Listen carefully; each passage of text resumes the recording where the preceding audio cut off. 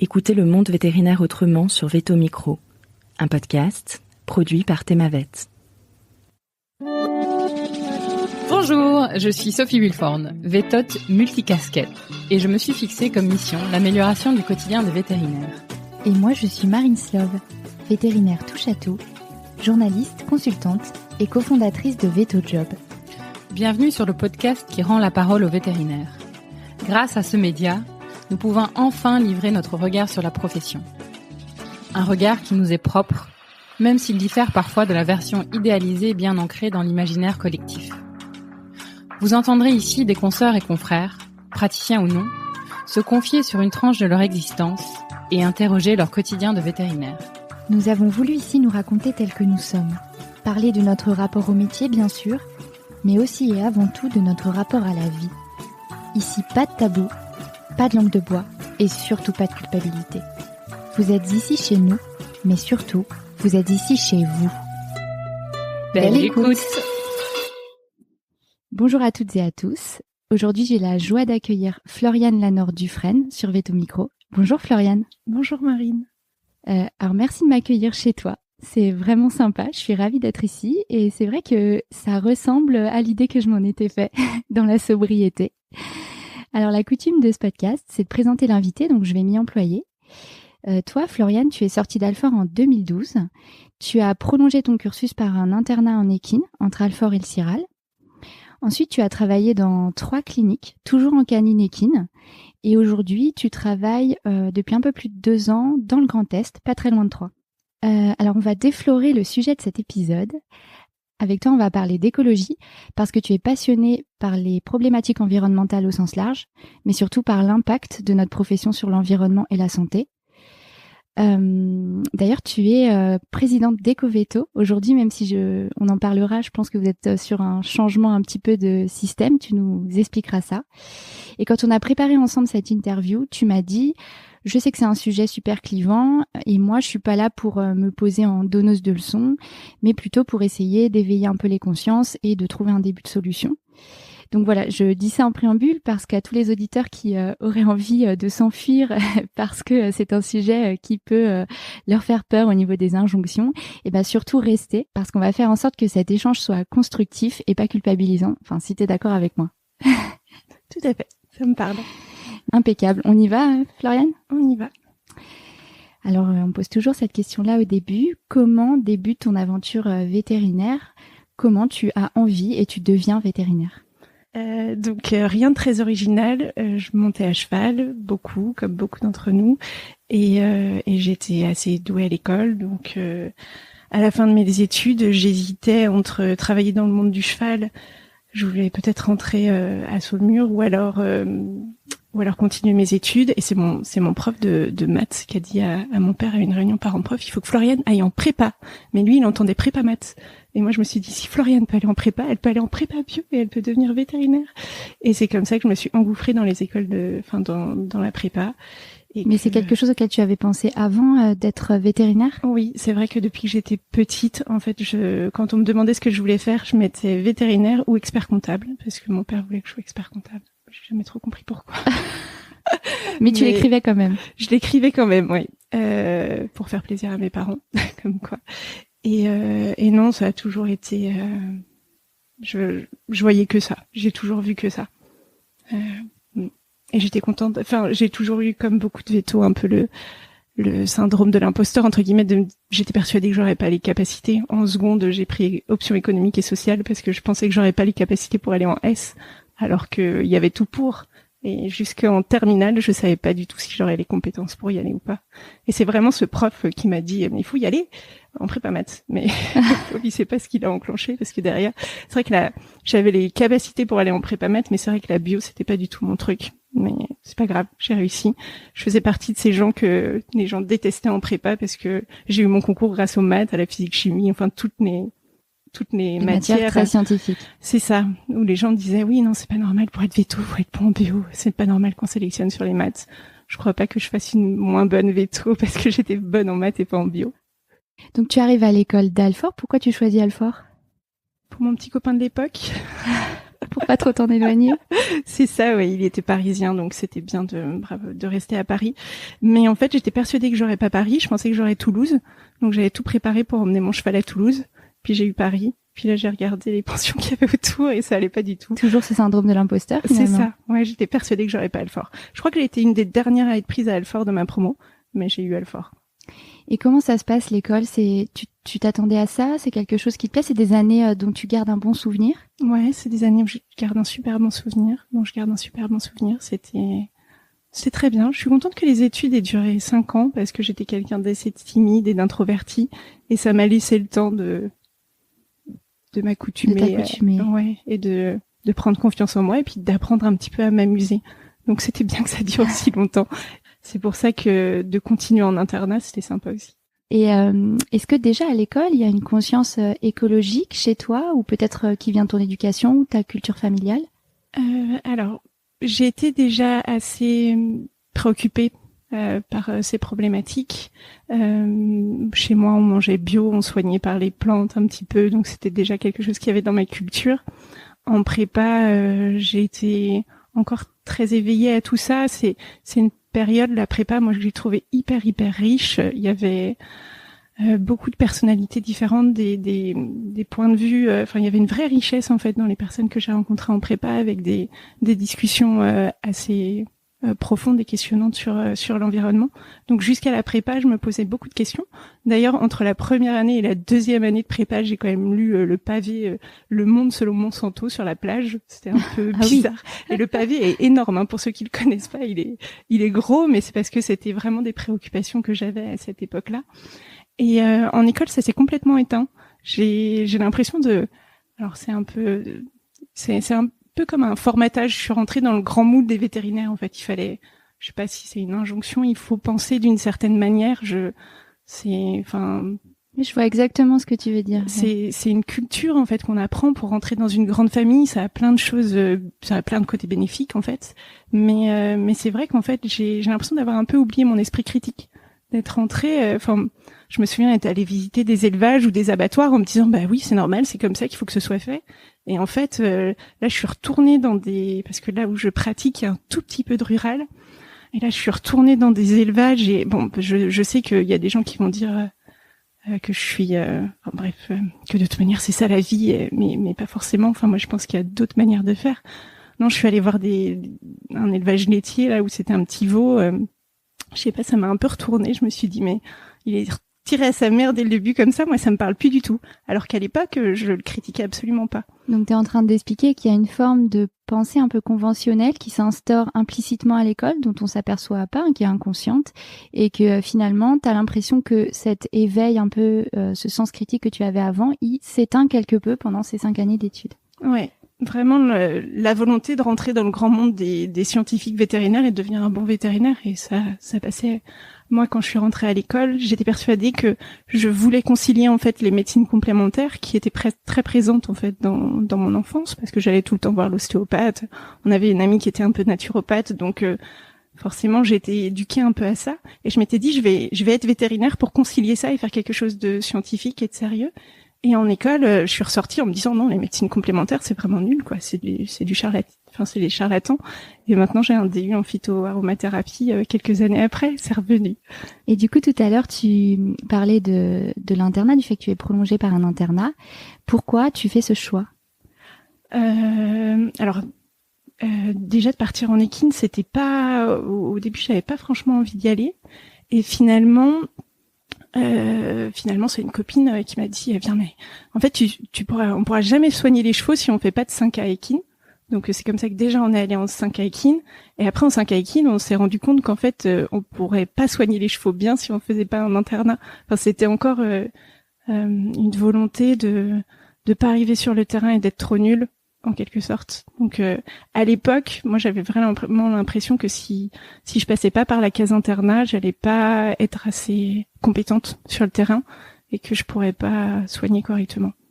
J'ai l'impression que maintenant, les choses changent parce qu'on cherche tellement de vétérinaires que quelqu'un peut aller se former en équine sur le terrain, mais à l'époque, sans internat, trouver un poste avec une prédominance en équine ou juste de l'équine un peu, je vais pas dire sérieuse, mais je sais pas trop comment l'expliquer, mais ça. Oui, je comprends ce que tu veux dire. Ouais. On a une promo d'écart, toi et moi. Et effectivement, il se disait couramment que si on voulait faire de l'équine de manière un petit peu sérieuse ou de l'équine pure, il fallait en passer par un internat. Ouais. Oui, et puis, 5 à équine, je sais même plus si j'avais sondé un cheval, quoi. Oui, parce qu'on commence très tard et qu'effectivement, on est beaucoup, il n'y a pas énormément de chevaux. Oui, tout à fait. Non, je me demande si c'est pas avec toi que j'ai sondé mon premier cheval, un bouchon œsophagien, et tu m'as laissé sonder, et j'en ai pris partout, c'était l'horreur. Oui, c'est vrai, parce que du coup, tu étais en A5 quand j'étais en internat. Ouais, donc j'avais déjà sondé un cheval, mais bon, ça donne pas beaucoup d'expérience pour aller sur le terrain. Bon, et après cet internat, comment se passe ton entrée dans la vie active Comment tu choisis ce premier boulot et comment tu vis cette entrée dans le grand bain? J'ai trouvé ça exigeant et dur, comme beaucoup. Après, je crois que j'ai eu la chance de tomber dans des équipes qui m'ont bien entourée. Ça, c'est hyper important. Et tu fais ce choix de la canine équine, puisque c'était de la canine équine. Je voulais pas faire de l'équine pure, parce que le milieu, vraiment que le milieu du cheval, j'avais peur de pas forcément être très à l'aise, parce que je sais pas trop comment l'expliquer, mais je voulais faire de la mix. Moi, ce qui m'importe, quand j'étais jeune, ce qui manquait en fait là où j'avais mes chevaux, c'était un vétérinaire qui soit dans un endroit où il y avait pas beaucoup de chevaux, mais qui arrive à avoir un petit peu de compétences. Enfin, je dis pas que, donc en fait, je voulais répondre à ça en quelque sorte, être capable de pas être dans un endroit où il y ait trop de chevaux, mais de pouvoir soigner correctement les chevaux. En fait, c'est comme tout. Si on voit pas un certain nombre de cas, malheureusement, c'est comme moi, là, je fais un peu de rural parce que je suis obligée. C'est une catastrophe. Je vois pas assez de cas pour avoir de l'expérience. Donc, en fait, je voulais avoir de la canine équine pour pouvoir soigner à la fois les chevaux et les chiens-chats et être dans un endroit, pas que dans les endroits où il y a beaucoup de chevaux, mais être partout, qu'il y a un maillage territorial, en fait, qui permette de soigner un cheval n'importe où en France, parce que ce qui se passe, c'est que là, dans ma région, il y a personne il y a très très peu de gens pour soigner les chevaux, en tout cas qui en voient assez, je trouve, pour garder une certaine compétence. Et dans ce premier boulot, tu disais que l'équipe t'as été bien accueillie, que l'équipe a été bienveillante. Oui. Est-ce que tu peux en dire un petit peu plus? Oui, alors j'ai travaillé 1 mois chez Charles-François Louf, que vous avez interviewé d'ailleurs. Oui, c'est l'épisode 11 d'ailleurs pour nos auditeurs. Et après, je suis allée travailler 6 mois, faire un remplacement congé maternité dans la clinique en fait où je travaille actuellement. Et je suis revenue dans cette clinique parce que vraiment j'avais adoré le management et j'adore l'ambiance et la manière dont ils sont avec leurs salariés. Et oui, pour moi, en fait, j'ai l'impression avec le recul que la très grande majorité des problématiques que j'ai eues quand je suis sortie d'école, c'était finalement des problèmes de communication avec les clients. C'est le fait de pas avoir compris leurs besoins ou leurs attentes, ou peut-être d'avoir imposé ce qui me semblait pour moi être pertinent, parce que quand on sort d'école, on est persuadé qu'il faut faire comme ça, comme ça, comme ça. Et je pense que voilà, j'ai eu des problèmes de communication. Et ce qui était bien dans les équipes dans lesquelles je suis tombée, que je pense aussi avoir choisi parce que j'y faisais vraiment très attention. Je suis quelqu'un de très sensible et je savais que il fallait que je sois dans une équipe bienveillante et qui m'accompagne dans ce début de vie. Et ils ont beaucoup été là pour m'accompagner, pour reprendre, pour recommuniquer avec les clients. Et finalement, j'ai vécu d'autres expériences où on disait ok, ça n'a pas été avec Floriane, vous la reverrez plus, c'est pas grave. Et là, il se passe pas ça en fait dans l'équipe dans laquelle je suis et dans l'équipe qui m'a accompagnée au début, de dire en fait ok, il y a un problème avec le client, on va en discuter tous ensemble, je les ai fait venir, on va discuter, essayer de comprendre ce qui s'est passé et de m'accompagner en fait dans cet apprentissage de la communication, parce que je trouve que on manque de formation dans la communication, ce qui fait que j'y réfléchissais là et je me disais en fait quand on communique très peu avec les clients, parce qu'il y a toujours les profs avec nous, c'est eux qui parlent des diagnostics, qui proposent les choix finalement. Et j'ai l'impression qu'il me manquait cette part de communication. Voilà. Et tu parlais tout à l'heure du fait que quand on sort d'école, on manque un peu de flexibilité. Je te rejoins assez là-dessus. Hein. Moi, quand je me rappelle de moi en sortant d'école, comme tu dis, à l'école, on dit faut faire comme ça et pas autrement. On n'est peut-être pas très flexible. Ça, tu l'expliques comment? Est-ce que pour toi, ça rejoint ce que tu disais tout à l'heure, quand tu disais qu'on rentrait un petit peu dans une pensée conventionnelle, ou est-ce que tu penses que ça vient d'autre chose? Alors, je sais, il y a sans doute un peu de ça, en effet, dans ce que tu dis, c'est-à-dire que on a l'impression que pour soigner bien, il faut faire ce qu'on a appris à l'école, et finalement, on nous apprend pas que le client, il peut avoir d'autres attentes. Donc le golden standard qu'on nous apprend à l'école. Ouais, c'est ça. Mais en fait, moi, je me souviens d'un cas d'un cheval couché où il était dans son box. Mais on savait pas ce qu'il avait. Faire un diagnostic sur un cheval, je pense qu'il avait, je sais même pas ce qu'il avait, ce cheval. Et je leur ai dit, écoutez, il faut réussir à le tirer dehors, et puis il faut essayer de le remettre debout avec un treuil, ou avec un pas avec un truc, mais avec un tracteur, et puis on va passer des longes dessus, et puis on va réussir à le remettre debout. Moi, j'étais hyper motivée. Et en fait, les gens, ils ont été traumatisés que j'essaye de remettre le cheval debout. Si c'était couché, c'était juste qu'il fallait l'aider à partir. Mais c'était pas du tout dans ma vision. Donc je sais pas si c'est forcément quelque chose qu'on m'a inculqué à l'école, ou si c'est la volonté de toujours vouloir soigner. En fait, finalement, moi, je voulais toujours soigner, je voulais toujours faire le maximum pour l'animal. Alors que des fois, les gens, au final, ils me disent... Sans écouter, forcément, on a peut-être pas la capacité au départ d'écouter le besoin de la personne, et qui est très différent d'un propriétaire à un autre. Oui, finalement, la médecine, il faut ouais. En tout cas, la médecine vétérinaire, il faut l'adapter aux attentes des propriétaires. Mais ça, je crois que je l'ai compris avec la mort de mon chien. Parce qu'en fait, je voulais tout faire. Je voulais tout faire bien. Donc, mon chien a eu un lymphome. Donc, je lui ai fait faire de la chimiothérapie. Je suis allée au bout du truc, quoi. Et à la fin, quand il est mort dans la voiture, je me suis dit, mais en fait, est-ce que ça valait le coup de lui infliger ça? Je sais pas. Et c'est là où ça induit chez toi une réflexion un peu plus poussée sur comment le propriétaire vit les choses, comment il les reçoit, et que finalement le vétérinaire est là pour s'adapter à ce que dit, à ce que peut proposer le vétérinaire.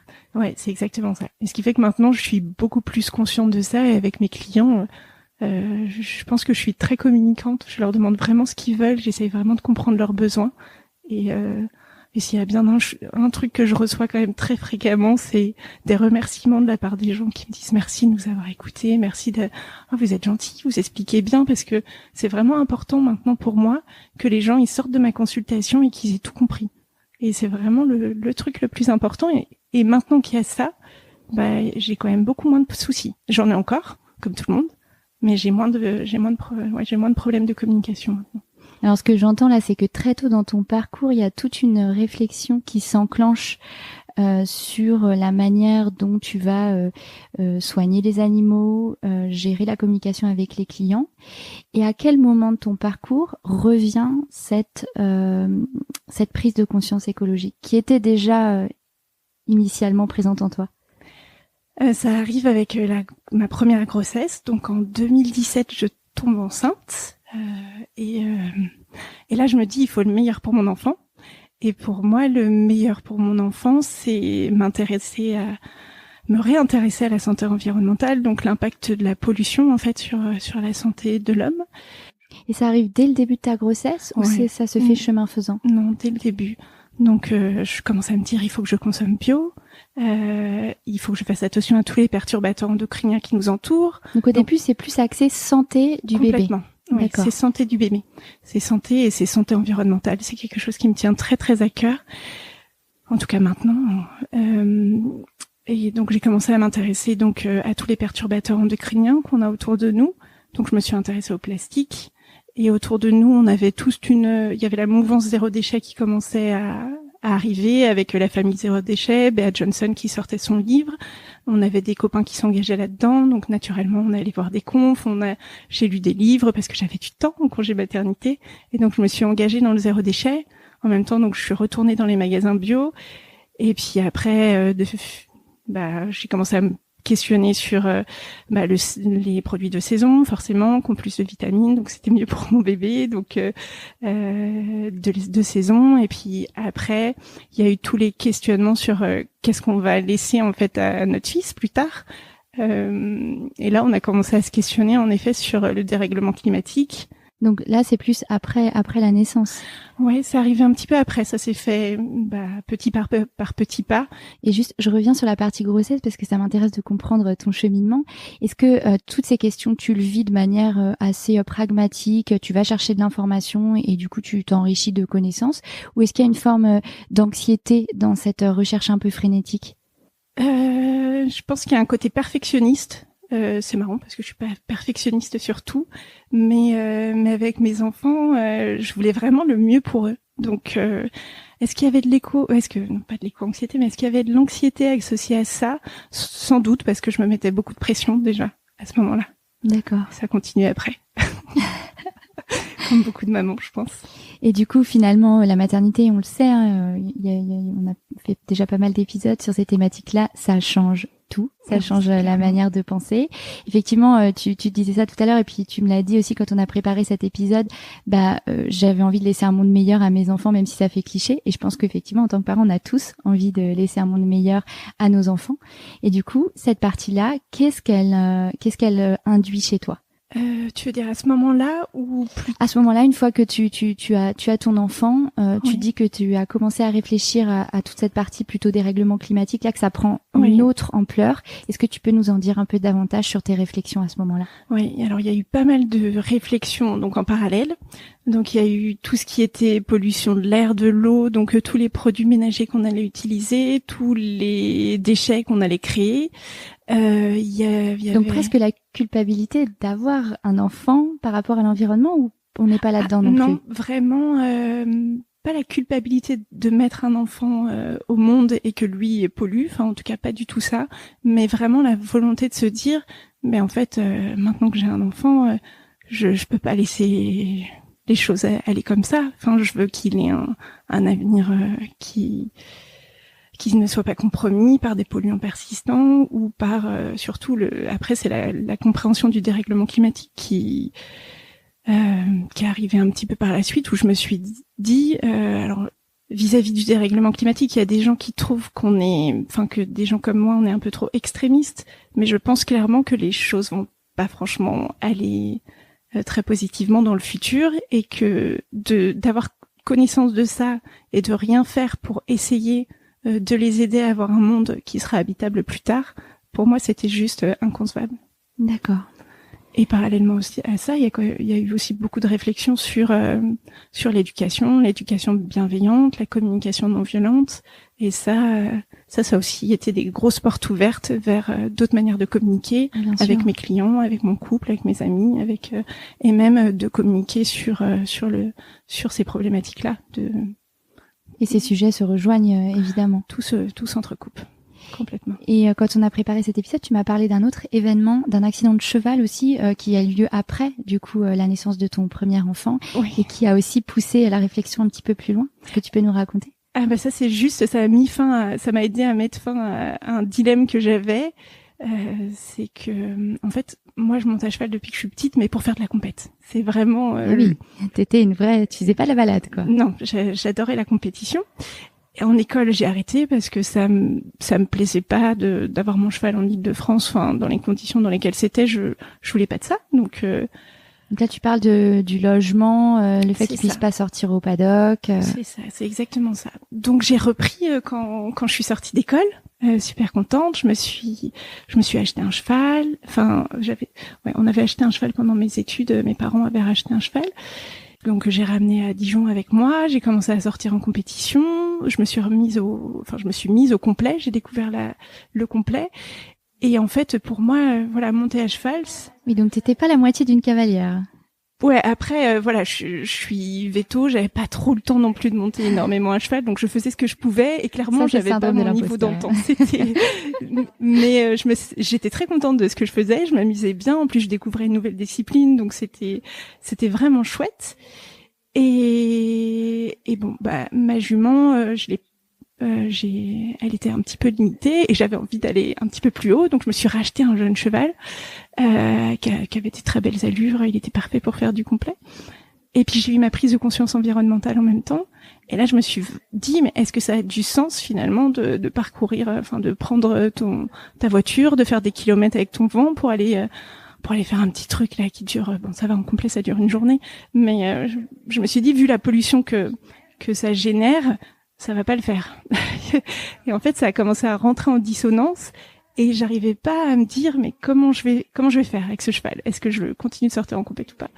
Et donc, j'ai eu ces fameux accidents de cheval. Donc, malheureusement, comme j'ai déménagé, je montais moins dessus. Et je l'ai mis au pré, il était tout content. Un jour, je suis montée dessus. Il y avait mon gamin au loin qui m'a dit coucou maman. J'ai levé la main, j'ai dit coucou Lilian. Et là, le cheval est parti en coup de cul. On a fait un tour de carrière. Et au bout d'un moment, je me suis dit, bon, va quand même falloir aller au tas. Sauf que quand on décide d'aller au tas, on s'accroche à la selle. Et en fait, j'ai ramené le cheval sur moi et il m'a marché sur le dos. Ouais, j'ai fait une hémorragie interne. J'ai eu beaucoup de chance que la capsule du foie a tenu l'hémorragie parce qu'en fait, dans mon département, ils pouvaient pas opérer. Si la capsule pétait, je faisais une hémorragie interne et je mourrais. Donc, en gros, ils m'ont dit... grave accident. Ouais, ils m'ont dit, j'ai pété 4 apophyses transverses avec le choc. Donc, parce que c'est passé à quelques centimètres de la colonne vertébrale. Donc, j'ai eu de la chance aussi sur la colonne vertébrale. Donc vraiment les urgentistes, ils m'ont dit écoutez, là vous avez quand même vous êtes passé pas très loin. On sent l'émotion dans ta voix quand tu racontes. Non, et en fait ça a mis fin à ma dissonance parce que je me suis dit en fait c'est l'occasion rêvée en fait de revendre ton cheval qui est très sympa, que tu aimes beaucoup, mais et de passer à autre chose. Et donc, de faire du yoga, de me mettre à l'escalade, de courir, de prendre mon vélo pour aller faire du vélo. Et au final, je fais plein d'autres choses. Je continue de soigner les chevaux. Je suis hyper contente de les voir. J'aime leur contact. J'en ai encore besoin. Et peut-être que je reviendrai au cheval plus tard. Mais il faudrait que je construise une nouvelle relation avec eux, quelque chose d'autre, où j'attends pas forcément qu'ils m'emmènent en compétition, que j'attendrai beaucoup moins d'eux. Et juste être dans la relation avec eux, ça sera autre chose. Mais il faut que j'attende d'être prête. D'accord, oui, donc c'est très clair. C'est vraiment cet accident qui te permet de te dire, ok, de toute façon, j'étais en dissonance avec ce truc-là, je passe le cap et j'arrête l'équitation. C'est ça.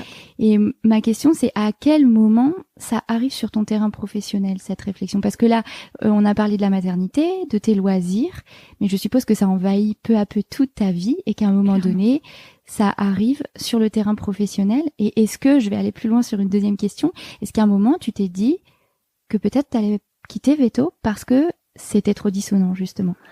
Complètement. Et là, je t'ai parlé d'un déménagement. Là, le cheval que je déménage et qui arrive au pré et que j'ai plus le temps de monter, c'est parce que j'ai changé de vie. J'ai quitté la clinique où j'étais avant parce que au niveau management, on se comprenait pas.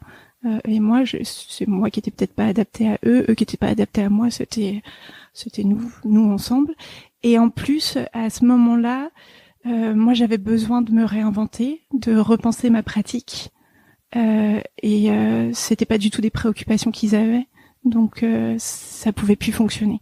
Donc à ce moment-là, je me suis demandé si j'allais continuer d'être vétérinaire ou pas.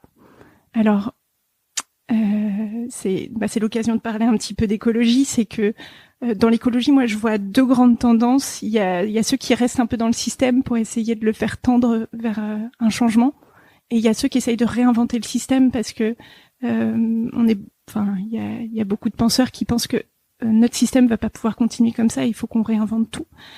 Et donc en fait, j'avais ce choix finalement de me dire, est-ce que je quitte complètement la pratique et je fais autre chose qui va être entre guillemets régénérateur de vivant et pas forcément destructeur comme ce que j'ai l'impression de faire par moment dans le métier de vétérinaire, ou est-ce que je reste dans le milieu vétérinaire pour essayer de voir si on peut impulser un peu le changement et aider à des réflexions pour essayer de repenser notre métier. Et voilà, à ce moment-là, il y a eu l'annonce de la clinique où je suis, et donc je suis arrivée avec mon CV, et en gros, il y avait marqué a beaucoup de questionnements sur l'écologie et veut repenser sa pratique. Ah, c'est génial. Et donc je suis arrivée là-bas en leur disant je suis éco-véto, et l'écologie, ça, en gros, ça me travaille. Donc si je viens chez vous, il va falloir m'accepter comme ça. C'est apprendre à laisser, quoi. C'est ça. Ça fait partie de moi. C'est ça, complètement. Ça fait vraiment partie de moi. Et je rebondis sur ce que tu as dit avant, parce que effectivement, j'ai lu sur tes infos LinkedIn, hein, j'invite nos auditeurs à les regarder, parce que tu as très bien résumé tes engagements. Tu dis que plutôt que d'abandonner le métier, tu t'es mise en tête d'essayer de le changer. Et ça m'a interpellée, parce qu'en fait, je trouve ça génial de se dire, ok, je baisse pas les bras, il y a un problème, je suis aujourd'hui dans une espèce de contradiction, mais je vais me retrousser les manches et je vais essayer de changer les choses, même si je suppose que c'est une montagne auquel il faut s'attaquer. Mais toi, tu t'es dit, ok, il faut que ça, quelque part, que j'intègre cette notion-là dans ma vie. Et je savais pas du coup que tu l'avais mis sur ton CV, mais je trouve ça génial, parce qu'en fait, effectivement, avoir un engagement tel et ne pas annoncer la couleur, oui, c'est compliqué, autant qu'il y a un bon matching dès le départ, quoi. Ouais. Non, je pouvais pas retravailler dans une clinique où je pourrais pas me poser les questions au jour le jour de ce que je fais. Donc c'était hyper important pour moi et ils l'ont très bien accepté. Et ils te répondent quoi du coup à l'entretien? Il y a 3 associés et il y en a une qui me dit c'est génial. Moi aussi, je me pose beaucoup de questions. On va y réfléchir ensemble, ça va être top. Et puis il y en a 3 autres qui disent pourquoi pas, après tout c'est normal, donc pas de souci, viens chez nous, on va réfléchir avec toi.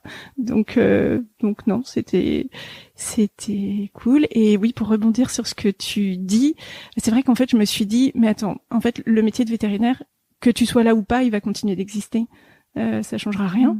Donc vaut mieux être à l'intérieur pour changer les choses. Vaut mieux être à l'intérieur et participer à essayer de changer les choses. Et à ce moment-là, j'étais à Ecoveto et j'ai rencontré beaucoup de vétérinaires qui ont les mêmes préoccupations que moi, et de voir que j'étais pas toute seule à me poser ces questions-là et qu'on était tout un groupe à vouloir essayer de réfléchir ensemble, ça m'a vraiment redonné confiance dans le métier. Je pense que c'est le parallèle en fait entre mon adhésion à Ecoveto et la rencontre de certains vétérinaires.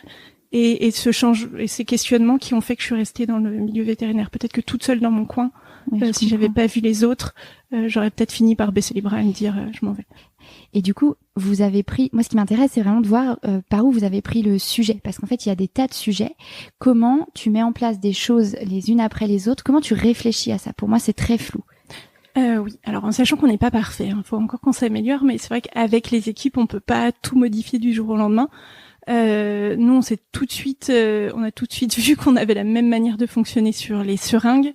Alors, il y a des gens que ça choque complètement, d'autres qui comprennent, mais c'est vrai que pour moi, prendre une seringue, piquer dans quelque chose de stérile, aspirer quelque chose de stérile, et ensuite pousser dans un animal, pour moi, ma seringue à la fin, elle est pas contaminée, elle est réutilisable. Ce qui fait que en fait, elle utilisait déjà la même seringue vaccinale pour toute la journée. Moi, j'avais commencé à faire ça dans ma pratique à Dijon, mais sous l'oreiller, quoi. Sous le manteau, oui, c'est ça. En mode, faut que personne me voie. Personne ne sache. Et là, j'ai vu qu'elle faisait ça. Elle m'a dit, mais non, mais on fait ça pour les seringues d'anesthésie. Et puis moi, je fais ça pour mes seringues de vaccin. J'ai fait, mais c'est génial, mais on va faire ça pour tout. Et puis, ce qui fait que maintenant, on a Donc tu redésinfectes la seringue entre deux? Non, mais par contre, on l'utilise toujours pour le même produit. Donc, par exemple, si je fais des injections, j'en sais rien, d'hémépride sur la journée, je vais conserver ma seringue d'hémépride pour la réutiliser dans la journée. Pour les seringues de vaccin, c'est tout ça pour les mêmes valences. J'ai ma seringue chien, ma seringue chat et ma seringue rage. J'ai 3 seringues et j'utilise que ces seringues-là sur la journée. Et j'ai jamais eu de soucis. Je touche ma tête de singe. Non, mais je sais qu'on veut faire des études à Ecoveto pour montrer que c'est pas problématique. Mais en fait, on est beaucoup à le faire en France. C'est juste qu'on le fait sous le manteau, on le dit pas. J'espère que je vais pas me créer de soucis en disant ça. C'est pas l'objectif. Donc là, tu parles d'un consommable hyper utilisé en clinique. Quand on réfléchit à ça, on diminue. Parce que moi, c'était vraiment au début les poubelles qui me posaient problème. C'est d'être quasiment 0 déchet à la maison et d'arriver et de remplir des tonnes et des tonnes de déchets. Mais je me disais, c'est pas possible. Déjà de réutiliser les seringues comme ça. Et maintenant, là, on veut en utiliser des en verre qu'on va restériliser le soir. Le problème, c'est que là, on en a commandé. Elles sont en plexi. Elles sont énormes. C'est trop gros. Ça se manipule pas bien. Donc, il faut qu'on en trouve des en verre. Mais dans les centrales, il y en a plus à vendre en verre. Oui, donc, il faut qu'on commande sur Internet.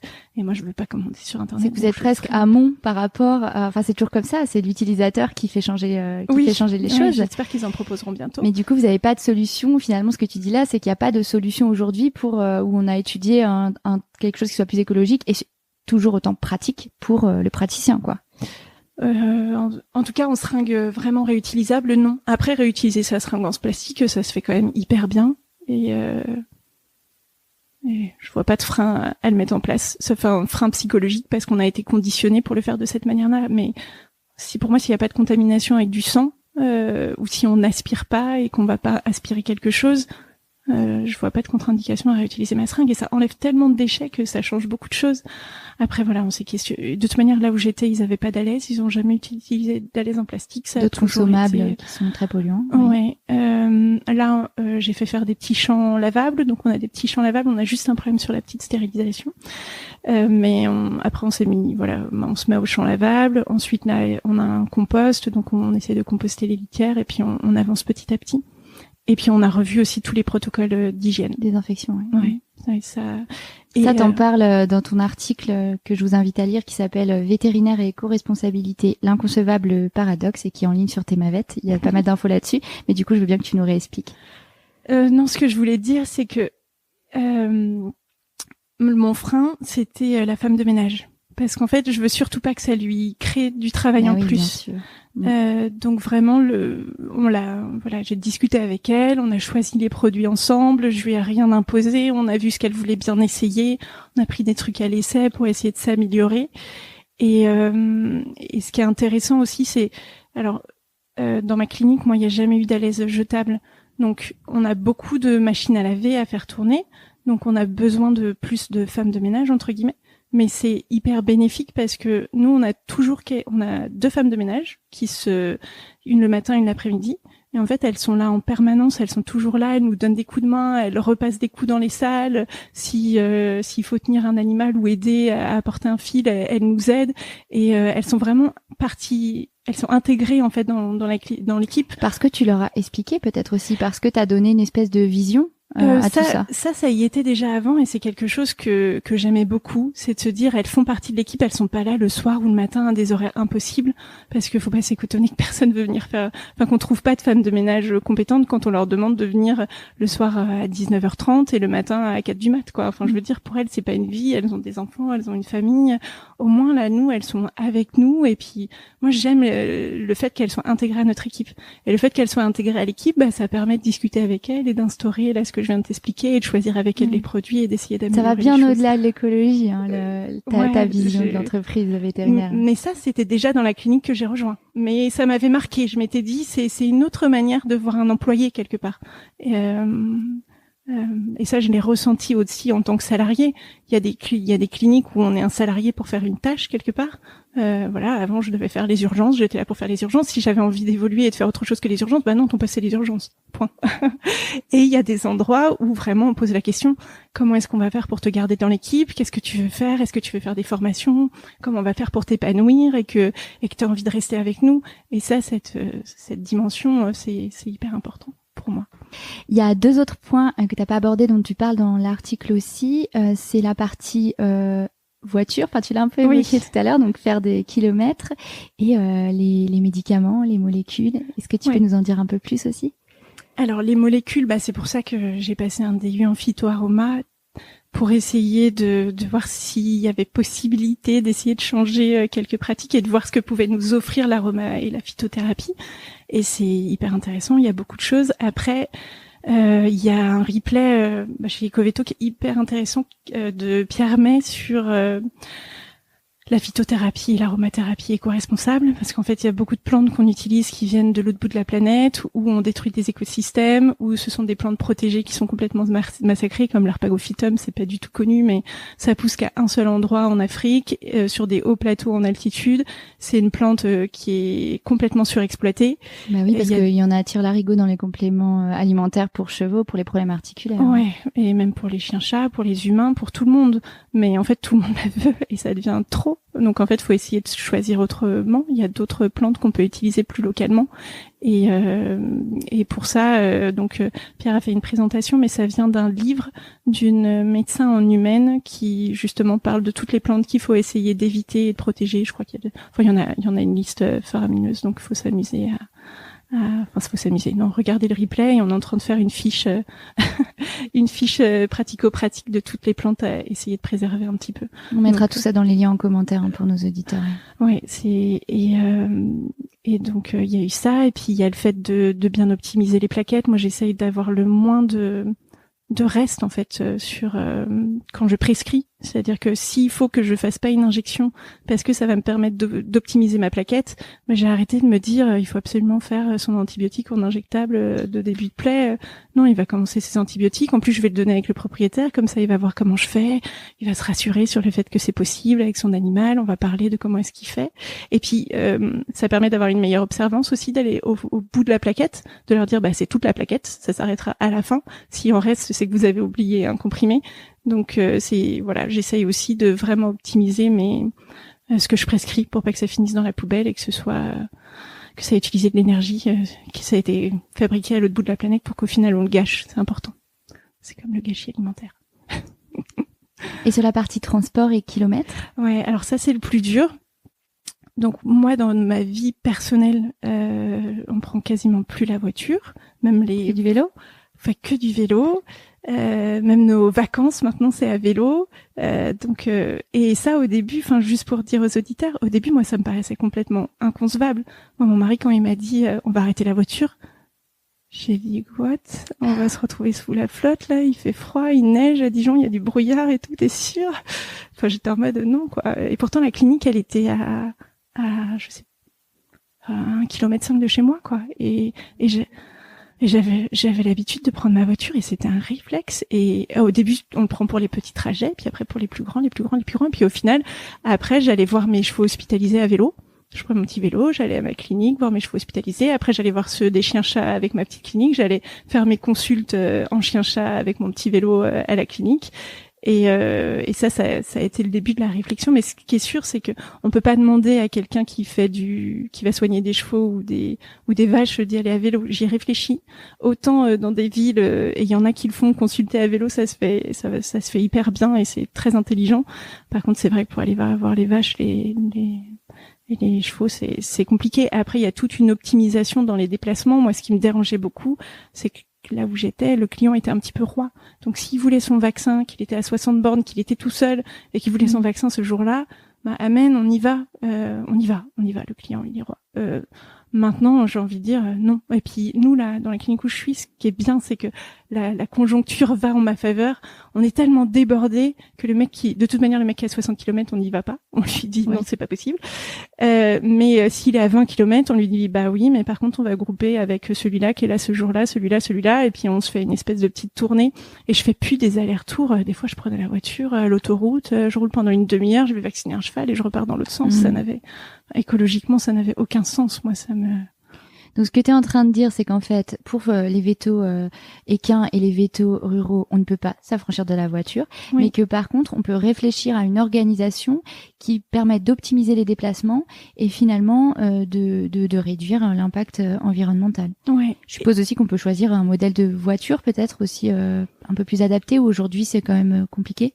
Alors... les voitures électriques, le problème c'est que ça déplace le problème sur autre chose.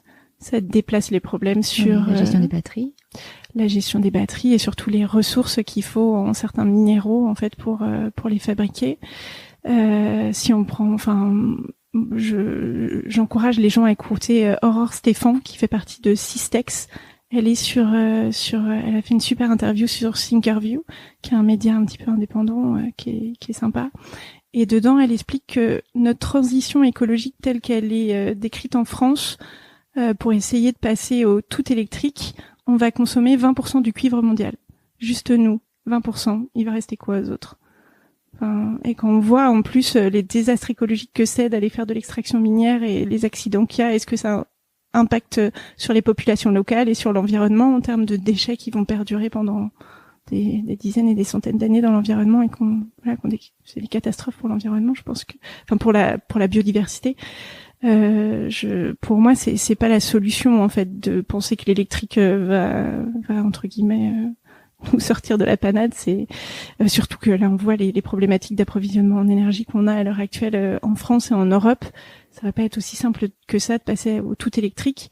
Et l'électrique, aujourd'hui, a pas une autonomie suffisante pour permettre à un véto rural de faire toute sa journée de travail. Ouais, il y a des problèmes aussi là-dessus d'efficacité des batteries et de longévité, en effet, en termes de kilomètres. Donc, je suis pas sûre que ce soit la solution. Par contre, en fait, moi, je crois beaucoup en notre intelligence collective. Et là, on aura peut-être l'occasion d'en parler, mais je donne des formations avec APForm au sein d'EcoVeto. Et en fait, j'entends des gens qui font des trucs super, genre des gens en rural, des vétérinaires dans des cliniques qui ont des listes, en fait, des commandes de leurs clients. Et en fait, quand ils partent en tournée, ils regardent s'ils vont passer à proximité de clients. Et comme ça, ils prennent dans la voiture et ils déposent sur le chemin pour éviter aux clients de se déplacer. Peut-être je sais pas comment est-ce qu'ils facturent et qu'ils rentabilisent ça, mais je trouve que environnementalement parlant, c'est quand même hyper intéressant comme démarche, et j'y aurais pas pensé toute seule parce que je sais pas en fait si pour eux c'est faisable ou pas, parce que je fais pas de rural, je me rends pas compte. Mais quand c'est quelqu'un qui fait de la rurale qui me dit nous on fait comme ça, je me dis chouette, c'est cool, il y a des petites idées un peu partout. Et c'est ça qu'on défend à EcoVeto, c'est de se dire, en fait, moi, Floriane Lanor, je peux pas trouver les solutions à tout le monde, toi non plus. Enfin, si on se prend tous de manière indépendante, on va tous faire notre petit truc dans notre coin, alors que si on se met tous ensemble collectivement, on arrive à des trucs un peu plus intelligents. Même si la voiture, oui, c'est clair que je ne serai pas donneuse de leçons sur l'utilisation de la voiture, mais plutôt sur essayer de mutualiser ça pour que ce soit le plus intelligent possible. Et est-ce que toutes ces réflexions, parce que je le dis à nos auditeurs, quand tu parles d'écologie, il y a une petite lueur qui s'allume dans tes yeux. C'est moins triste, hein. Très chouette, c'est très très chouette à voir. Alors il n'y a pas l'image avec le podcast, mais je vous assure que c'est quelque chose à voir. Est-ce que tout ça permet de redonner du sens à ton métier ?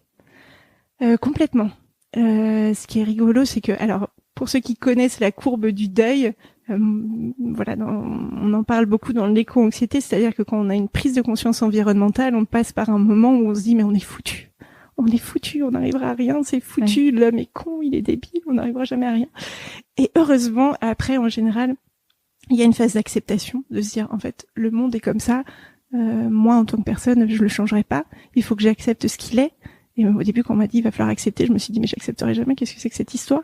Et en fait, si, on finit par l'accepter dans le passage à l'action. Le fait de passer à l'action est vraiment de se donner les moyens d'être acteur de ce qu'on peut faire à son échelle et d'avoir l'impression d'essayer de changer les choses, parce que je sais franchement pas si j'arrive à changer quelque chose, mais en tout cas, moi, j'ai l'impression de faire ma part comme le petit colibri.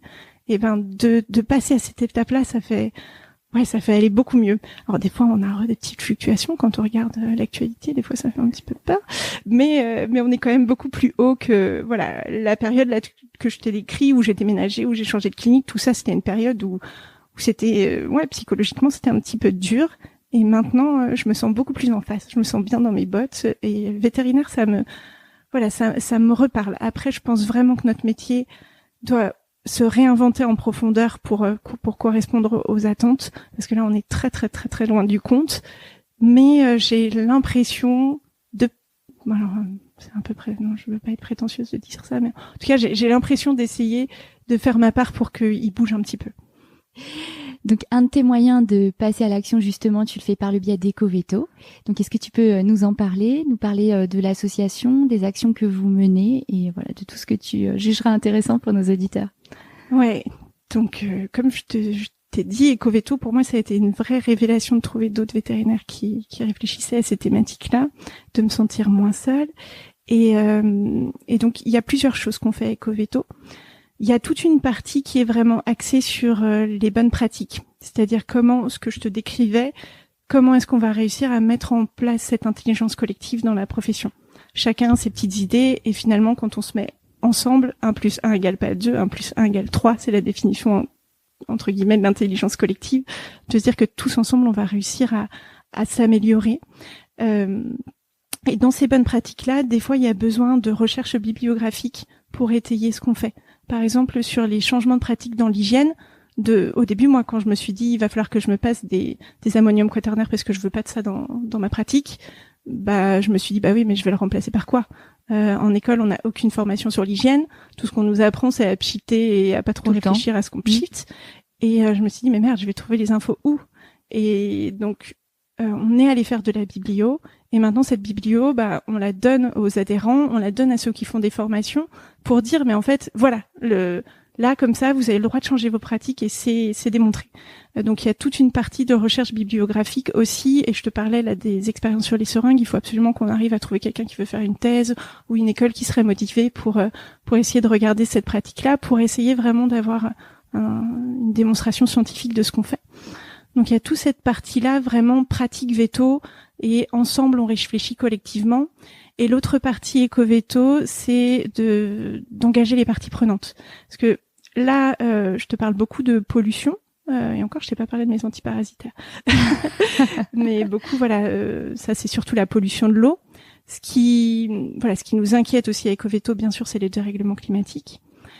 D'après les études en humaine et d'après a priori en vétérinaire, ce sera pareil, 50 à 70% de nos émissions de gaz à effet de serre, c'est de toute manière nos médicaments et nos consommables.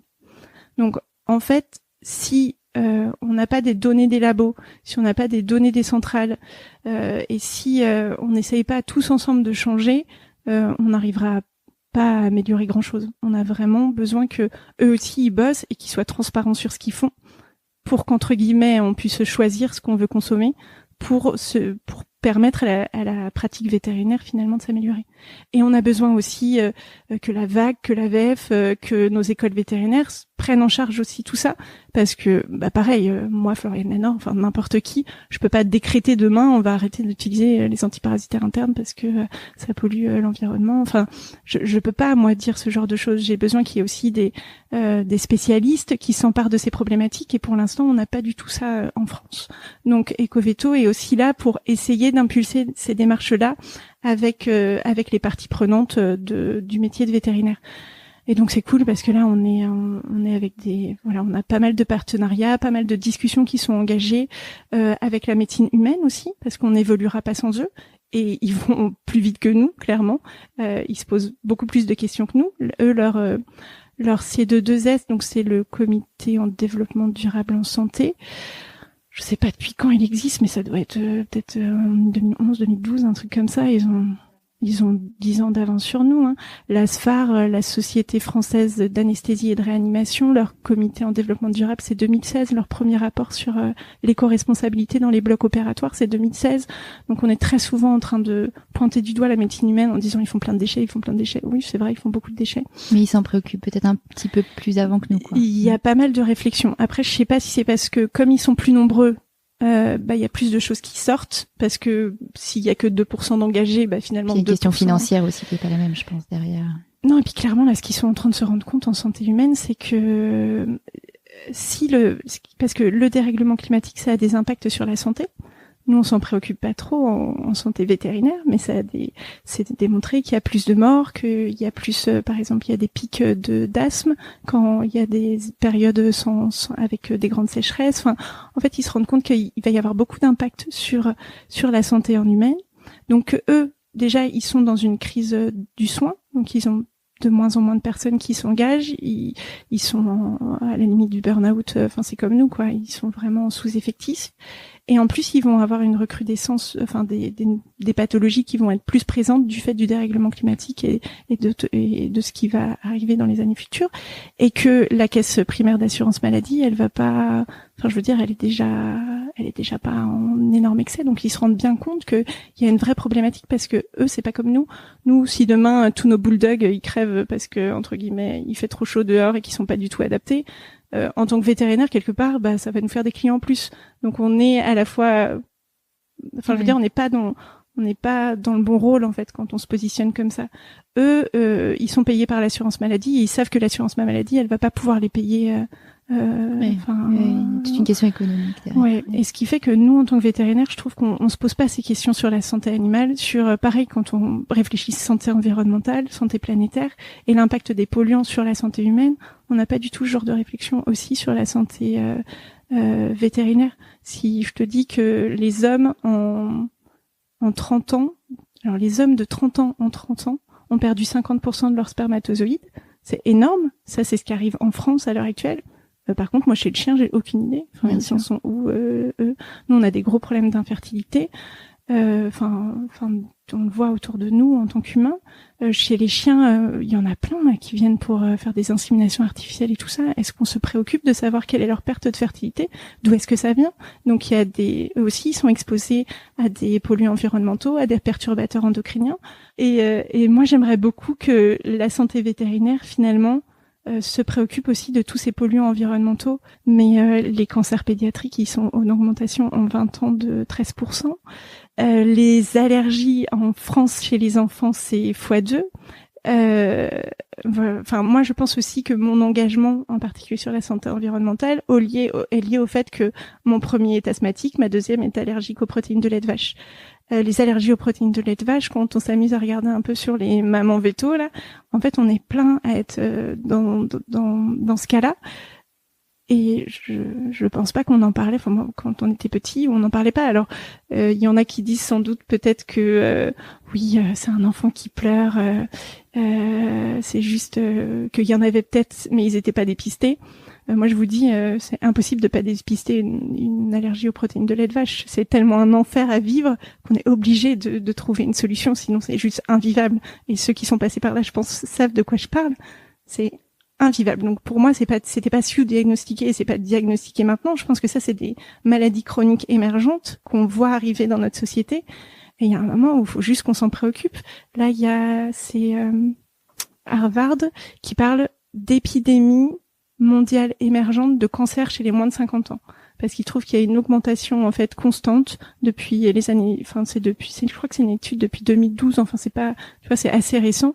Et il trouve qu'il y a des augmentations, en fait, des cancers chez les moins de 50 ans qui est préoccupante et qui vient absolument pas de problématiques génétiques, qui vient, en fait, des polluants qu'on a autour de nous. J'espère que je serai pas trop extrémiste dans ce que je suis en train de raconter, mais vraiment, la santé environnementale, c'est quelque chose qui me préoccupe un petit peu. Et puis on a tendance à oublier que la santé animale est complètement imbriquée dans la santé humaine et vice-versa. Et ça, c'est quelque chose on en parle, hein, bien sûr, mais qu'on perd trop souvent de vue, en fait. Oui, c'est complètement le concept de One Health. Tout à fait. Sauf que dans le One Health, en tant que vétérinaire, on est toujours catalogué à les zoonoses, l'émergence, enfin les zoonoses. Mais je suis sûre qu'on aurait aussi beaucoup de choses à apporter en termes de chiffres, en termes d'épidémiologie, donc sur les animaux qu'on soigne tous les jours, enfin nos hyperthyroïdies, nos asthmes aussi c'est quelque chose que j'avais raconté au C22S là quand ils nous ont invités à une table ronde. Moi, ça m'a fait de la peine. La dernière fois, j'ai un papa qui son chat est asthmatique, donc c'est un chat d'intérieur qui est asthmatique. Et il me dit, vous inquiétez pas, j'ai l'habitude, mon fils est asthmatique. Et je me suis juste dit, ok, ton chat habite dans le même environnement que ton fils et les deux sont asthmatiques. Alors, c'est sans doute un concours de circonstances, mais peut-être que plus de prévention sur la qualité de l'air intérieur, sur l'environnement. Enfin, en fait, maintenant, il y a des gens qui viennent à l'intérieur des habitats pour essayer de pointer du doigt tout ce qui va émettre comme polluant dans l'intérieur des maisons pour essayer de prévenir les asthmes chez les enfants. Peut-être que nous aussi, on pourrait prévenir l'asthme, entre guillemets, chez les chats d'intérieur. Après, bien sûr, il faudrait avoir plus de chiffres sur la prévalence des bronchites asthmatiformes chez le chat. Mais moi, j'en vois de temps en temps. Et ça me pose question. Alors, je raccroche les wagons avec Ecoveto. Du coup, vous intéressez à tous ces sujets. Oui. Est-ce qu'il y a d'autres, qu'est-ce qu'on pourrait dire aux confrères pour les inviter à s'intéresser peut-être à ce que vous produisez? Je sais que vous faites des formations. Est-ce que tu peux nous expliquer? Oui. Alors, on fait, pour l'instant, notre formation, elle est donnée par AFPForm, donc c'est complètement pris en charge par la formation continue. Donc par les OPCO ou FIPL, je crois que ça s'appelle pour ceux qui sont indépendants. Désolée, je suis une salariée qui ne connaît que son OPCO. Mais donc c'est totalement pris en charge. C'est une journée entière de formation. C'est dédié aux ASV et aux vétérinaires. Et on a encore trop peu de vétérinaires qui viennent se faire former parce que comme c'est APForm, ils pensent vraiment que c'est pour les ASV, alors que c'est ouvert à tous. Et ce qui marche hyper bien, c'est quand il y a vétérinaire et ASV, enfin au moins un couple d'une clinique qui vient se former pour impulser les changements à la fois chez les vétérinaires et à la fois chez les assistantes vétérinaires. Et clairement, quand on veut impulser un changement dans sa clinique, On peut faire du top-down et dire oui, alors ça va se passer comme ça, comme ça, comme ça, et puis c'est tout. Mais si on n'embarque pas les équipes avec nous, c'est un mur. Donc il faut avoir des ambassadeurs dans ces équipes qui soient bien formés, qui sachent utiliser les bons termes, expliquer pourquoi c'est dangereux cette molécule, qu'est-ce qu'elle fait. Et ça vraiment, pour moi, c'est ce qui permet de faire changer les choses. Et des retours qu'on a, ça marche très bien quand il y a des vétérinaires et des ASV qui viennent se faire former. Donc on a ça. Et on est en train de réfléchir à de la formation en interne pour nos adhérents, donc qui ressemblerait un peu à la formation APForm, mais pas avec les mêmes outils, et puis qui serait un peu mis à jour avec les connaissances qu'on a accumulées depuis. Et on va proposer sans doute ça à nos adhérents. Là, on est en train de leur demander s'ils veulent plutôt des vidéos en libre accès, s'ils veulent des journées de formation, des demi-journées, comment est-ce qu'ils veulent qu'on les forme. Et on est aussi en train de réfléchir à une fresque de la clinique vétérinaire. Je sais pas si ça c'est prendre exemple en fait sur la fresque du climat. Je sais pas si tu connais. Alors la fresque du climat, c'est un truc qui est hyper connu. Je pourrais te montrer les cartes après. On mettra un lien aussi dans les commentaires. Oui, non, qui est hyper connu. Non, désolée. Mais c'est un atelier en intelligence collective. C'est 3 heures où en fait un groupe de personnes essaye de comprendre tous les mécanismes du dérèglement climatique. C'est-à-dire que le dérèglement climatique, c'est pas juste dire il y a des gaz à effet de serre et ça se réchauffe. Il y a plein de modifications. Par exemple, si on parle de fonte des glaces, il y a une modification de l'albédo. Donc, il y a une partie des rayonnements solaires, par exemple, qui, au lieu d'être émis vers d'être réfléchi et d'être renvoyé dans l'univers, vont en fait être captés. Parce que quand c'est du bleu ou du vert, ça absorbe la chaleur. Et c'est plein de petits trucs comme ça qui permettent de comprendre tous les enjeux du dérèglement climatique et pourquoi c'est pas juste aussi simple que on met un petit peu de gaz à effet de serre et juste ça réchauffe. Il y a beaucoup d'autres mécanismes en jeu et pour en parler, il faut plusieurs heures. Et donc c'est un atelier qui se fait en 3 heures et qui est hyper ludique. Ça a été créé par un centralien qui voulait en parler dans les écoles centrales, oui, parce qu'on pourra parler des dynamiques dans les autres écoles que les écoles vétérinaires. Il y a plein de trucs qui se font, mais pas dans nos écoles. Mais il y a des rentrées climat dans certaines écoles vétérinaires où ils font des fresques du climat. Donc lui, Cédric Riggenbach, il a voulu rendre ça plus didactique, plus interactif avec les étudiants. Et donc il a créé ces cartes. C'est uniquement issu du rapport du GIEC. Donc pour ceux qui connaissent pas le GIEC, c'est le groupement intergouvernemental d'experts sur le climat. Donc en gros, alors je sais plus combien ils sont de scientifiques, mais c'est pas juste 2-3 scientifiques, c'est beaucoup de scientifiques qui lisent toutes les publications mondiales qu'il y a sur le climat et qui en font un énorme rapport. Et enfin c'est un moyen hyper puissant en fait d'avoir un état des lieux de ce qui se passe sur la planète en ce moment. Et donc, il a créé ces cartes à partir du rapport du GIEC et il explique aussi les différents scénarios du rapport du GIEC. Et c'est un outil, en fait, pour parler du climat qui est hyper puissant. Parce que, voilà, comme c'est ludique et interactif, c'est très sympa. Et donc, il y a beaucoup d'autres fresques qui se déclinent sur ce schéma-là. Il y a la fresque de la biodiversité, il y a la fresque du numérique, il y a la fresque du bâtiment. Enfin, il y a une fresque de la santé environnementale qui est en construction. Il y a la fresque One Health dont VetAgroSup va faire partie, qui va bientôt sortir. Et donc, nous, on voudrait bien faire une fresque de la clinique vétérinaire parce que la puissance aussi de l'outil, c'est qu'en fait, une fois que tu as eu une fresque, tu peux devenir animateur. Et à ton tour, en fait, animer autour de toi. Oui, donc tu peux répandre. Ouais. Ça, oui. Et pour ceux qui veulent. Tu peux passer le mot et faire comprendre, et c'est la pédagogie collaborative en fait. Ouais. Et c'est génial. Enfin, moi, j'ai fait ça à des apéros avec des amis. Enfin, je veux dire, ça n'a pas forcément besoin d'être dans un cadre. Ça peut être utilisé dans d'autres cadres, des fresques apéros. Et donc c'est un outil qui est beaucoup réutilisé. Et donc nous, on aimerait bien faire une fresque de la clinique vétérinaire pour qu'on puisse essaimer en fait toutes les conséquences environnementales qu'ont une clinique. Parce qu'en fait, la grosse limite des vétérinaires pour s'engager, finalement, c'est la connaissance. Parce que on est beaucoup à vouloir bien faire, mais à savoir que 50 à 70% finalement de notre impact, c'est les médicaments. Déjà, faut déjà avoir cette information-là pour se dire, ok, je vais faire gaffe à mes médicaments. Je vais demander au labo où est-ce qu'ils produisent leurs matières premières, qu'est-ce qu'ils font, est-ce qu'ils publient leur démarche éco-responsable quelque part pour que je regarde un pour que je puisse regarder un petit peu s'ils sont engagés dans cette démarche, il y a besoin d'avoir toutes ces connaissances-là. Oui, et puis il manque de temps aussi, parce que la conjoncture actuelle avec les problèmes de recrutement complètement, oui, majore probablement la question. Et je rebondis là-dessus, tu as cité 2 fois tout à l'heure un terme qui est l'éco-anxiété. Oui.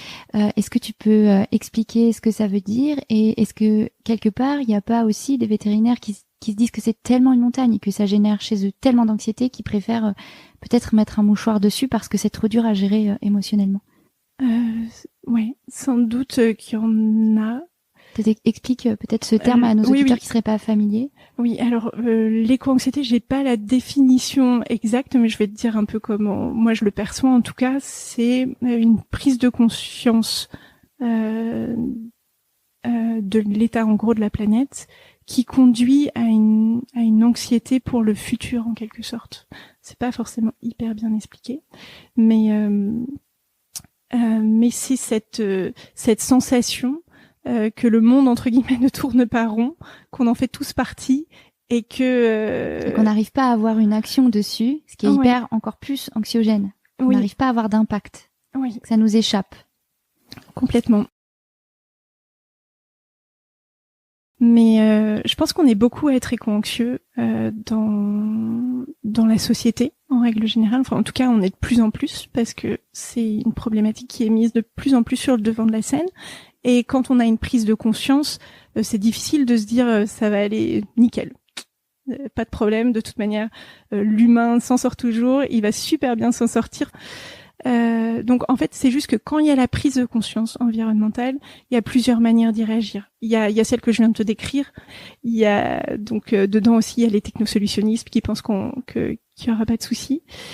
Et puis il y a ceux qui se disent quand même qu'il y a un problème et qu'il faudrait qu'on agisse, mais qui voient bien que agir en effet, il va falloir qu'on agisse tous ensemble, collectivement, parce qu'en fait, s'il y en a que 3% qui agissent dans leur coin, ça changera absolument pas la face du monde. Et là, quand on se rend compte de l'ampleur du travail qu'il y a à effectuer, c'est là où en effet, on peut être complètement face à une montagne et se dire, mais en fait, ça sert à rien que je fasse quoi que ce soit. De toute manière, les Chinois, ils vont continuer de polluer. Souvent, c'est ce qu'on entend. Et puis les autres, ils ont qu'à d'arrêter de prendre leur jet privé. Et puis moi, comme ça, après, je ferai quelque chose. Mais il y a un moment donné où j'ai envie de dire, je sais pas. Il faut juste être en accord avec soi-même, je pense. Et ça dépend de chaque personne. Et de toute manière, on peut imposer à personne de faire ce choix. C'est juste, moi, des fois, je compare à, en fait, quand je vois ce qu'on a été capable de faire dans nos sociétés, quand on pense aux droits de la femme, par exemple, et l'évolution qu'on a eue, quand on repense à l'apartheid, ce genre de choses, je me dis que finalement, on a été capable de très grandes choses. Et vite, parce qu'en fait, si on se remet à l'échelle de l'humanité, tout ça s'est passé assez vite. Et en fait, il y a ceux qui ont attendu que les choses changent, et puis il y a ceux qui ont voulu participer au mouvement. Et moi personnellement, ce qui me donne de la motivation et du bonheur tous les jours, c'est de me dire je fais partie du mouvement, j'essaye. Après voilà, je suis rien, je suis une fourmi, je suis un humain parmi des tas d'autres êtres humains, mais j'ai cette joie de me dire en fait je m'en moque, j'essaye et je suis contente avec ça. Et ce qui est rigolo, c'est que au début, ça paraît être une montagne, et en fait moi je trouve que quand on chemine dans ce raisonnement-là, on fait petit à petit, faut pas se mettre trop de pression. Quand on n'y arrive pas, faut se dire, c'est pas grave, aujourd'hui j'ai pas réussi, mais demain sera un autre jour et je vais réessayer. Et petit à petit, tu vois, c'est ce que je te racontais avec le vélo. Au début, ça paraît insurmontable, et à la fin, on se dit, oh non, là, faut prendre la voiture. Oh non, j'ai pas envie de prendre la voiture, je veux prendre mon vélo. Parce qu'en fait, baby step, en fait. Ouais. Puis on a instauré d'autres habitudes.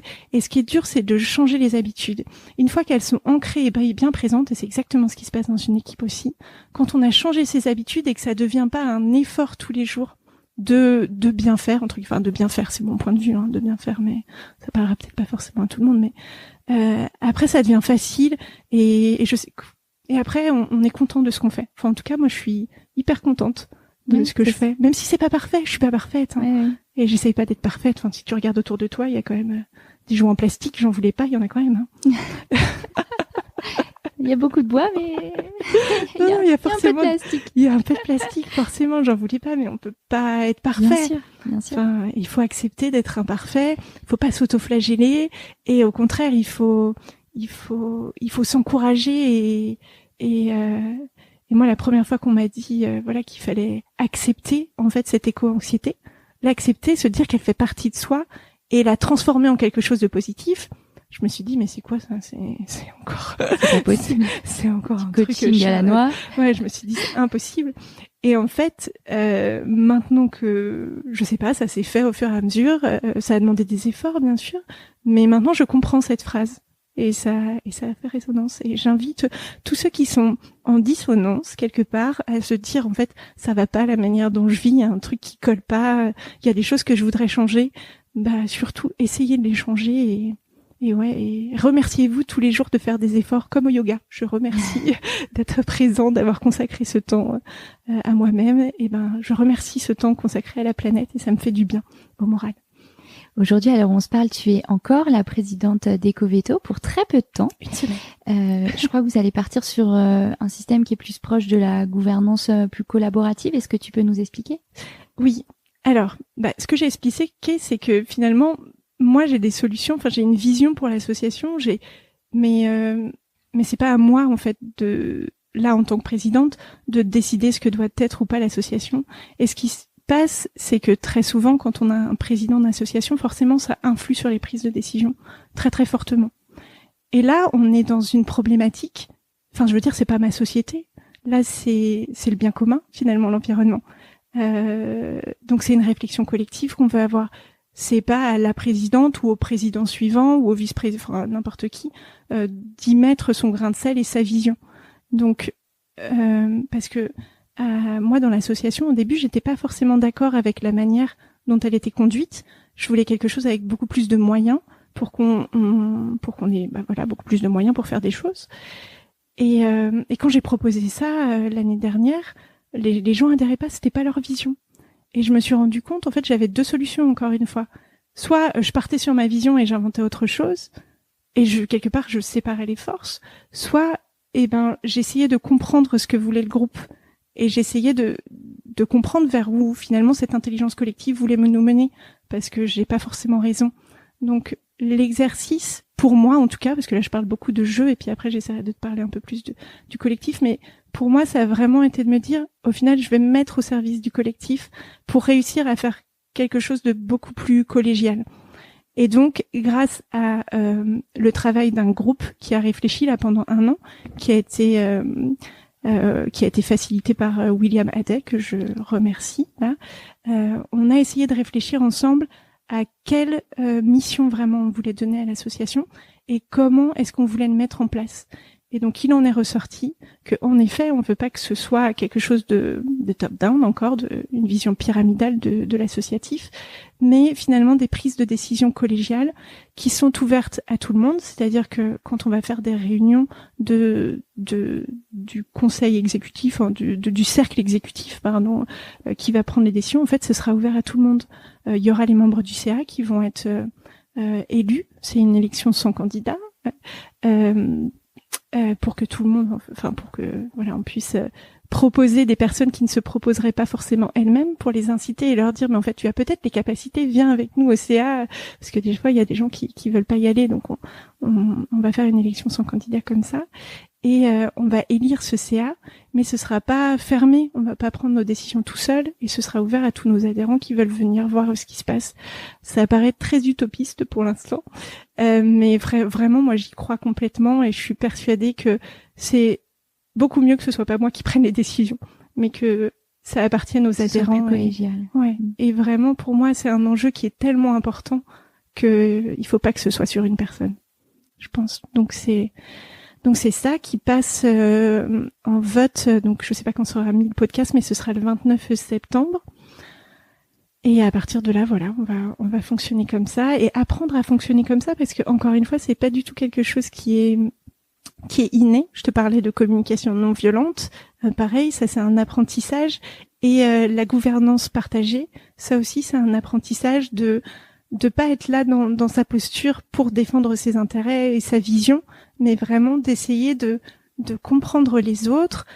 Donc c'est des décisions qui sont prises au consensus ou au consentement, c'est-à-dire soit tout le monde est d'accord et on arrive à se mettre d'accord, donc il y a quelqu'un par exemple qui vient proposer quelque chose, il y a un tour de clarification pour juste poser des questions, ensuite il y a un tour où on donne notre ressenti pour dire qu'est-ce que ça fait émerger chez nous, parce que les émotions c'est important d'en parler, et après il y a un tour d'objection, c'est-à-dire que si on a une objection vraiment qui est fondée, qui n'est pas juste basée sur nous, notre ressenti, et puis nos intérêts propres, on a le droit de les porter en fait au collectif.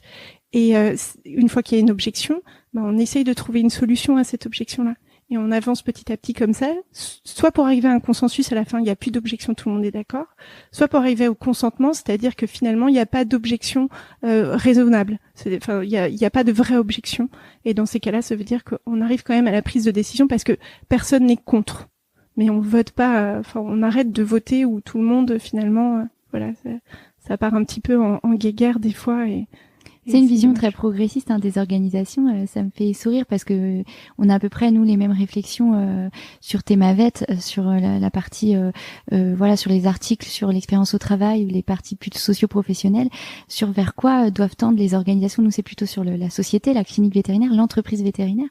Mais la gouvernance partagée, c'est évidemment quelque chose qu'on peut voir dans les associations, mais qu'il faudrait peut-être demain voir un petit peu plus dans les entreprises. Ah, clairement. Moi, j'aimerais beaucoup. Mais si vous arrivez à porter ça, nous, à Ecoveto, on essaye pour l'instant et puis on aimerait bien, en effet, essaimer ça. Mais en effet, oui, c'est top. Et je pense que toi aussi, tu dois t'enrichir beaucoup à essayer ça parce que c'est une autre vision des rapports humains qui, je trouve, est hyper enrichissante. On est d'accord. Ouais. Et pour ceux qui veulent lire un livre là-dessus, je vous conseille Reinventing Organization. Vous voyez que je suis hyper nulle en anglais, mais moi c'est un bouquin qui a révolutionné un peu ma vision de l'entreprise. Et en parlant de ça, moi j'attends de voir avec enthousiasme ce que vont donner les cliniques vétérinaires dans le futur, parce que je pense qu'avec l'arrivée des groupes, va se poser beaucoup de questions sur notre pratique au jour le jour et à quel point ça va être influencé ou pas par ces groupements. Et peut-être qu'il faudra qu'on réinvente quelque chose après. Peut-être, ouais. Qui sera ni ce qu'il y avait avant, ni ce qui nous sera proposé, mais quelque chose qu'on aura envie de créer nous-mêmes. Et je suis impatiente de voir ça. Et du coup, je rebondis là-dessus. Après toutes ces réflexions et tout cet échange qu'on vient d'avoir, qu'est-ce que toi, tu aurais envie de dire aux jeunes vétérinaires qui sont pas encore sortis d'école, qui du coup sont encore plus sensibilisés que nous, on a pu l'être à ces questions. Et qu'est-ce que tu as envie de leur dire sur justement leur entrée dans la vie active et le message que tu voudrais leur faire passer sur la partie écologie vétérinaire de demain? Exprimer vos attentes. Clairement, là on est dans une conjoncture encore une fois qui nous est hyper favorable en tant que salariés et on a la chance de, je pense, pouvoir faire bouger pas mal de lignes dans l'organisation du travail, mais aussi dans nos attentes écologiques. Et voilà, moi je l'ai fait, je suis arrivée en mode j'ai des convictions écolo. Et je me suis rendu compte qu'en fait ça résonnait dans d'autres personnes qui étaient hyper contentes finalement qu'on mette ça sur la table. Donc allez-y, parlez-en. Et si la clinique a pas envie de répondre à vos attentes, après, faut juste que vous posiez la question de est-ce que c'est important pour vous, et si c'est important pour vous, est-ce qu'il faut pas trouver une autre clinique parce qu'il y a des demandes partout. Donc je pense qu'il faut pas hésiter à se questionner, à montrer notre questionnement pour essayer de faire bouger les choses. Et puis j'ai surtout envie de dire informez-vous, ayez un maximum de connaissances pour essayer d'embarquer un maximum de personnes avec vous. Et comment ils peuvent faire, alors que ce soit les jeunes ou les moins jeunes, pour contacter l'association Ecoveto ou alors pour échanger avec toi plus personnellement sur ces sujets? Est-ce qu'il y a un moyen de vous contacter facilement?